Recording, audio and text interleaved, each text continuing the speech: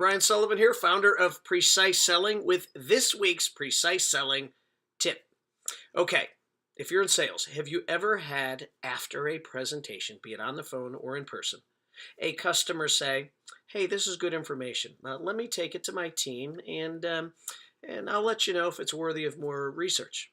And you're wondering, are they blowing me off, or are they genuinely interested? And is that person really going to take my information?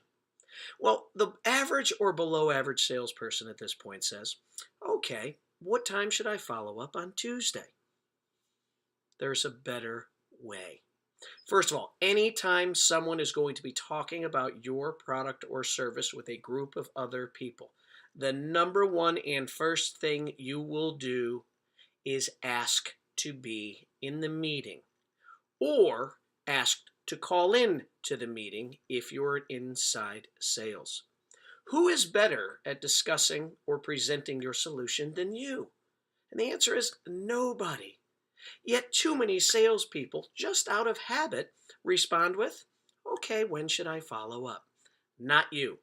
Here is what you are going to do. Number one step, try to get in the meeting. Now, in reality, maybe a small percentage of the time they will allow us in the meeting. So what do you do when they say, "You know what, let me handle it, and call me Tuesday and I'll let you know"? Step number two, if you can't get in the meeting, is get a big fat yes out of them. And what do I mean? You will follow with a question like this. "Great. Okay, no worries. I understand you might not have time for sales reps in the meeting, but I'm curious, based on what we talked about, did you like what you heard? Or do you think my solution would help you guys in any way?" Now, if that customer comes back with apathy and is sort of wimpy about it, and they say, "Well, I think there's some value." What did they just tell you? They told you they're not quite sold on your product.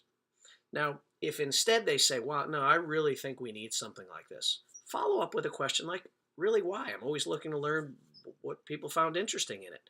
And as they are talking, they are selling themselves even more. And you are listening to what they are saying, because what they are saying to you is what they're going to be saying to their team on Monday in that meeting. So get the big fat yes out of them. Number three, find out who else is going to be in the meeting. It's as simple as saying, "Hey, great, who else is going to be involved in the meeting?" Next, after that, "Hey, I'm curious, what are they going to need to hear, that team, to come to the same conclusion you just did? What's important to them?" So you're walking out not only knowing who else is in that meeting, but you're going to get this person in front of you to tell you what's important to the rest of them. And as a result, you will do step number four. Then provide the appropriate materials so that when the person walks in Monday, they are more prepared than ever to talk specifically to specific people's needs on their team. Now, if you do this, often I have found that the decision maker in front of you might say, "You know what, there is a lot here. Why don't I carve out 5 or 10 minutes for you to come on in? Or why don't you call into the team meeting on a speakerphone and we can discuss it," right? So these steps, by staying in the game, will put you so far above your competition, who is already out in the car, planning on calling on Tuesday, and planning on going to Chili's for lunch. 5 simple steps that no doubt can make this year your most famous year. Remember, you belong at the table.